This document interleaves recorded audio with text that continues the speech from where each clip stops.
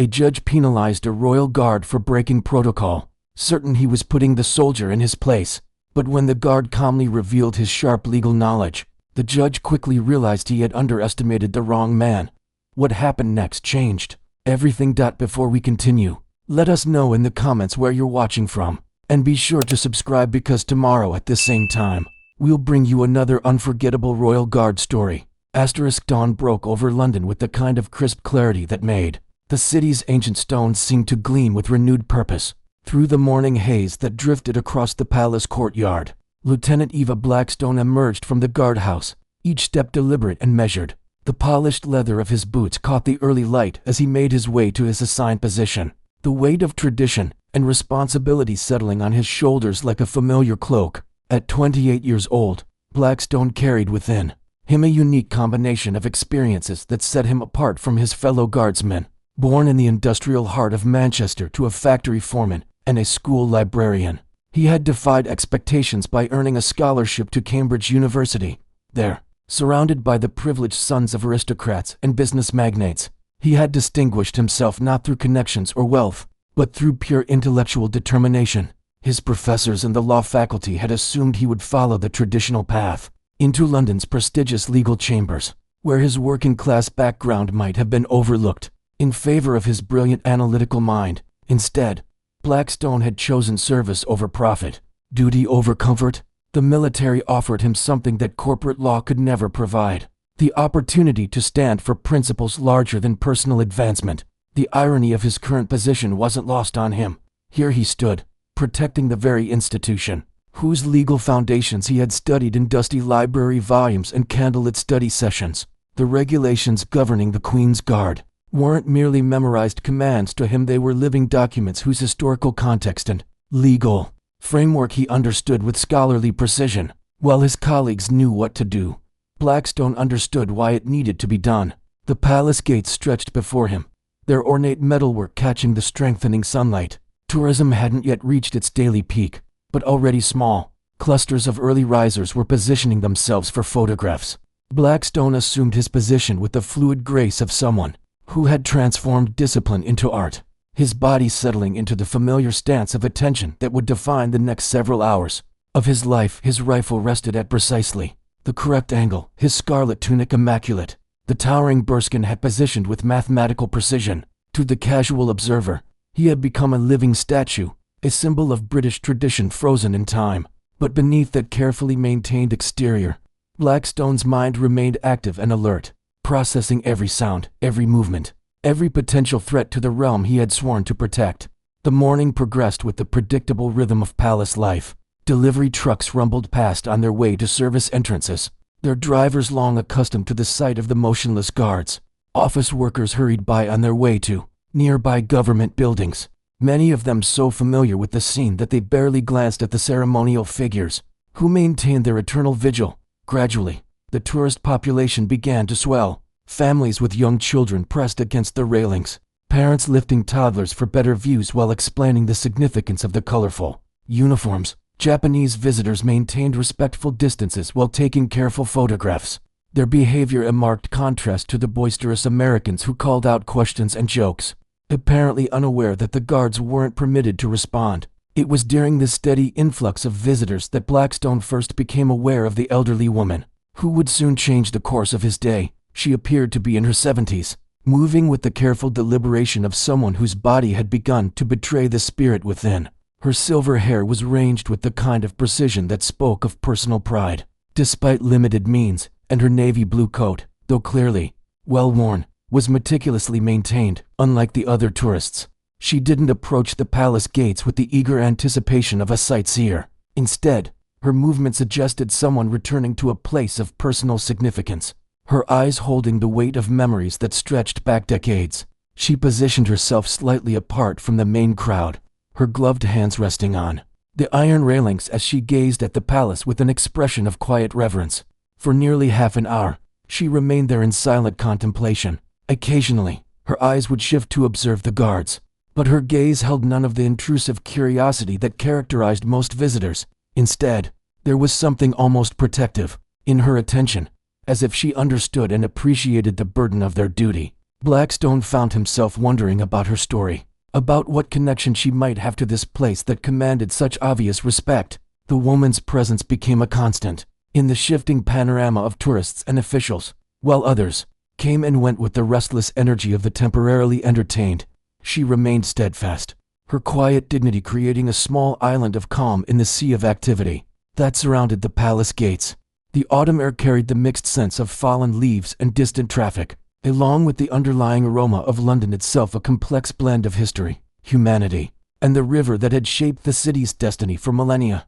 Blackstone's training had taught him to process these sensory inputs without allowing them to distract from his primary responsibilities, but he couldn't help noting how the changing light painted different moods across the ancient stones. The elderly woman had been maintaining her quiet vigil for nearly an hour when subtle changes began to manifest in her behavior. Where before she had stood with the patient stillness of someone accustomed to waiting, now there was a barely perceptible restlessness in her posture.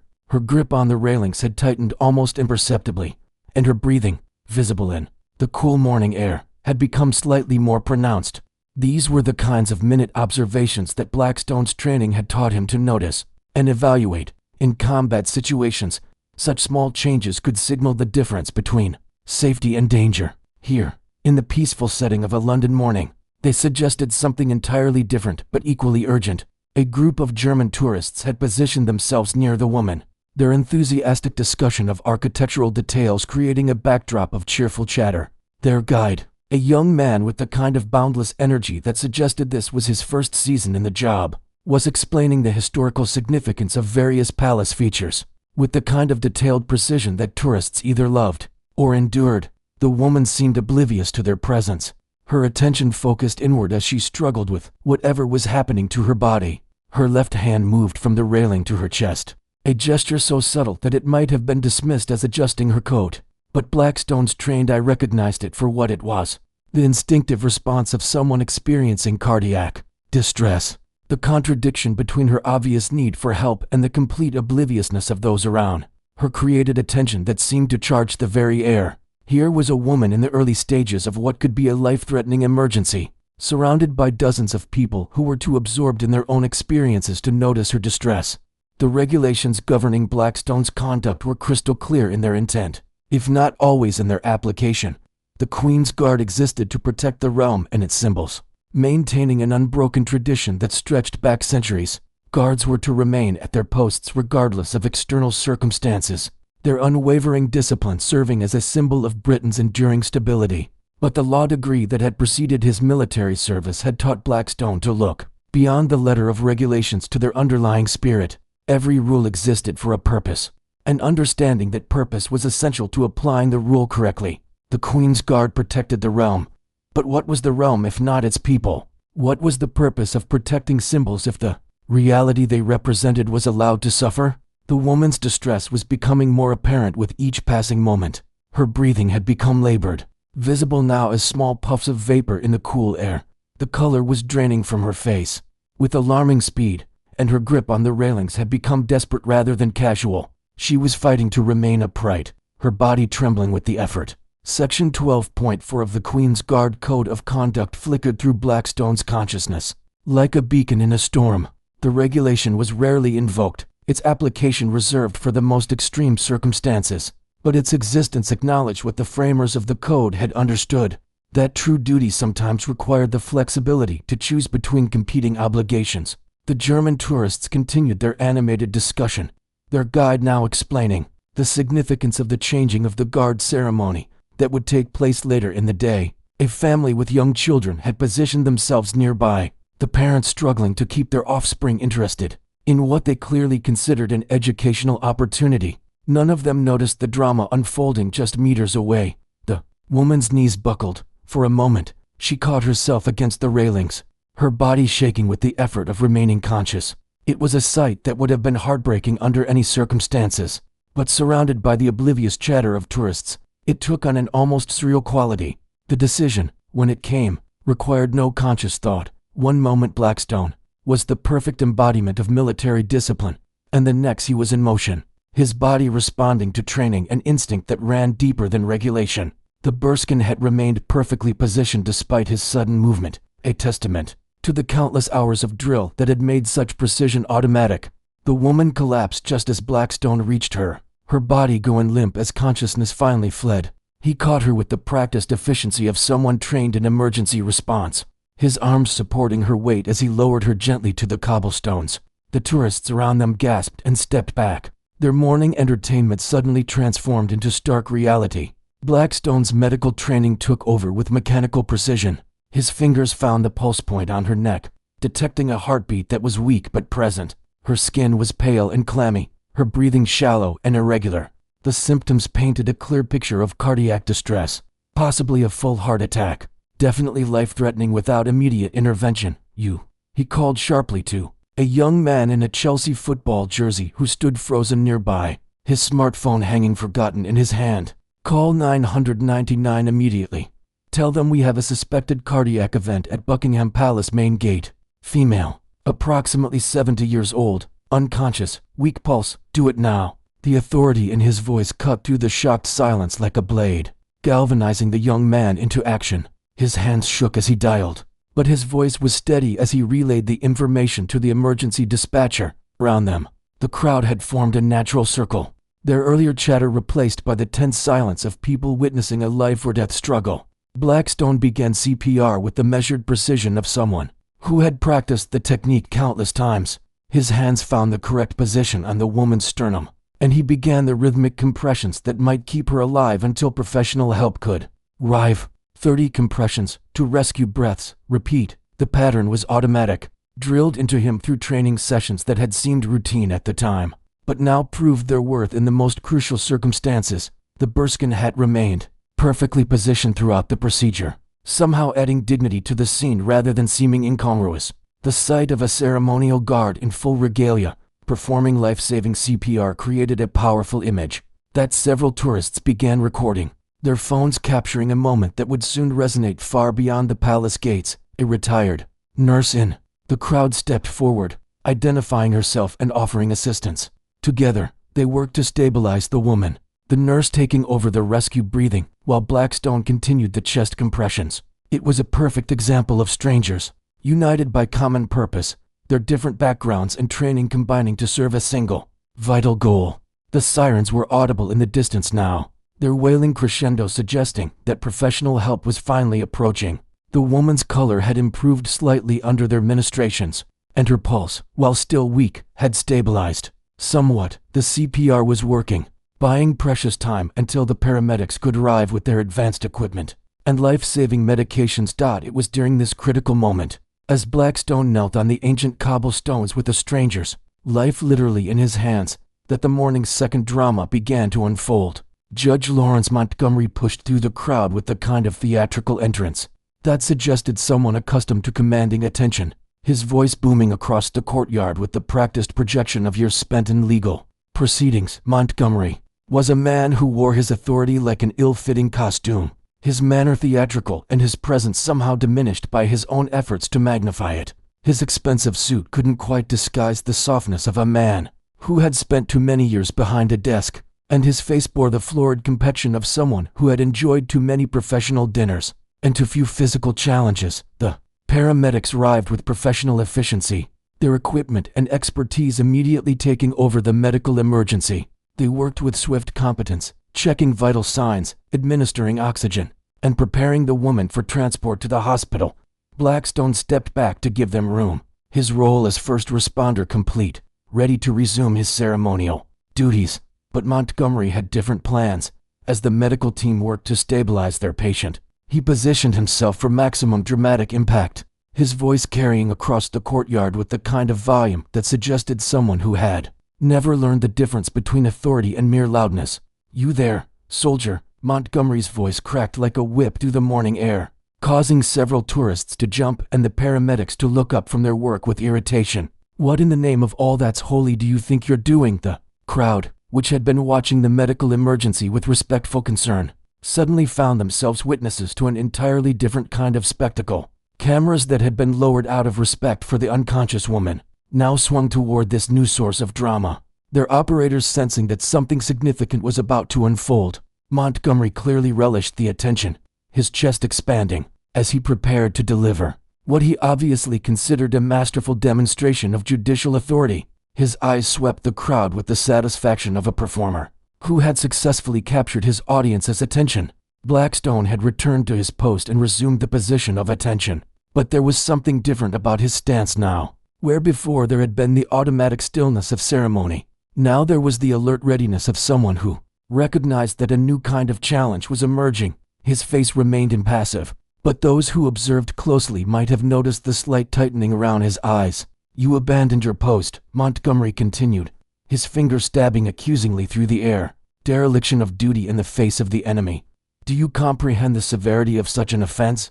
The crowd began to murmur, their confusion evident in the way they looked between the guard and his accuser. They had just witnessed a man save a life, responding with courage and skill to a medical emergency. The disconnect between what they had observed and what they were now hearing created a palpable tension in the air. Montgomery seemed to feed off the crowd's attention, his voice rising another octave as he continued his performance. "I am a Crown Court judge," he announced with the kind of dramatic flourish that belonged on a stage rather than a street corner. "I will not tolerate this flagrant breach of military protocol. The Queen's Guard exists to protect the Crown, not to play amateur doctor." The retired nurse who had assisted in the rescue looked stunned, her face reflecting the disbelief of someone who couldn't quite process what she was hearing. A group of schoolchildren on an educational tour stared wide-eyed at the unfolding drama, their teacher struggling to explain what was happening in terms that would make sense to young minds. In the distance, the ambulance doors slammed shut as the woman was transported to receive the advanced medical care that might save her life. The sound seemed to punctuate the absurdity of the situation. Here was a man being criticized for actions that had quite possibly prevented a death by someone who had contributed nothing to the emergency except after-the-fact condemnation. Montgomery pulled out an expensive leather notepad with theatrical flourish, his pen poised like a weapon of justice. "I am hereby fining you £5,000 for dereliction of duty," he announced, his voice carrying to every corner of the courtyard. "Furthermore, I will personally ensure that you face full court-martial proceedings for this unconscionable breach of military discipline." The crowd's murmur grew louder and more agitated. A retired military veteran in the audience stepped forward, his weathered face dark with growing anger. "This is bloody ridiculous," he said, his voice carrying the authority of someone who had earned the right to speak on military matters. "The man's a hero, not a criminal." Other voices joined the growing chorus of disapproval, but Montgomery seemed intoxicated by his own performance, apparently interpreting the attention as validation rather than condemnation. His smile widened as he continued scribbling in his notepad, playing the role of stern judicial authority with the kind of theatrical excess that suggested he had always seen his courtroom as a stage. A young woman with a smartphone had been recording the entire exchange, and she now stepped forward with the righteous indignation of someone who had witnessed genuine injustice. "This is going straight to social media," she declared, her voice carrying clearly across the courtyard. "Everyone needs to see this travesty." Montgomery's eyes lit up with what he clearly mistook for approval. "Excellent," he said with obvious satisfaction.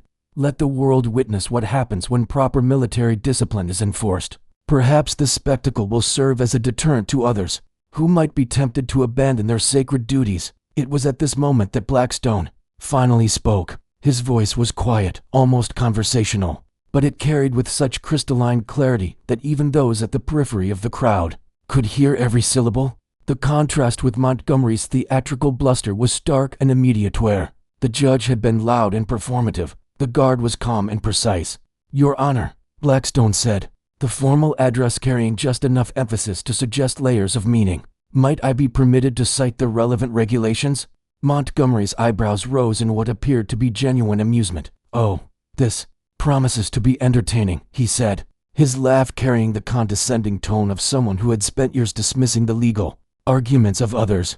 "By all means, Lieutenant, enlighten us all with your military expertise." The crowd fell into complete silence, sensing that the dynamic of the confrontation was about to shift dramatically. There was something in Blackstone's posture, in the way he held himself, that suggested the quiet confidence of someone who knew exactly what he was doing. Blackstone's eyes locked onto Montgomery's with the intensity of a targeting system, and when he spoke, his voice carried the unmistakable authority of someone who had spent years mastering the art of legal argumentation.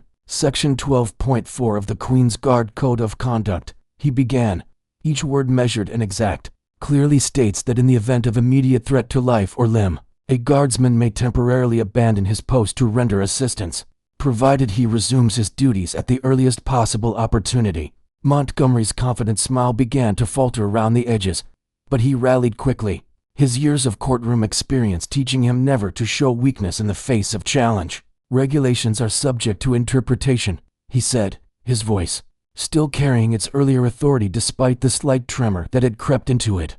As a Crown Court judge, I have the authority to determine. Furthermore, Blackstone continued, his voice cutting through Montgomery's objection with surgical precision. You are not, in fact, a sitting Crown Court judge. You retired from the bench 3 years ago following a formal ethics investigation into allegations of judicial misconduct, abuse of authority, and inappropriate behavior toward court personnel. The crowd's collective intake of breath was audible. Montgomery's face underwent a dramatic transformation, cycling through shades of red, purple, and an unhealthy pallor as the implications of Blackstone's words sank in. His mouth opened and closed several times, but no sound emerged. Blackstone wasn't finished. With the relentless precision of a prosecutor presenting an airtight case, he continued his methodical demolition of Montgomery's credibility. The investigation centered on multiple allegations including intimidation of witnesses, inappropriate comments regarding defendants' personal characteristics, and clear evidence of bias in your judicial rulings. How could you possibly know? Montgomery began, his voice now lacking any trace of its earlier confidence. The case received extensive coverage in the legal journals. Blackstone replied with the calm authority of someone stating simple facts. As a Cambridge law graduate, I make it my practice to remain informed about significant developments in judicial proceedings.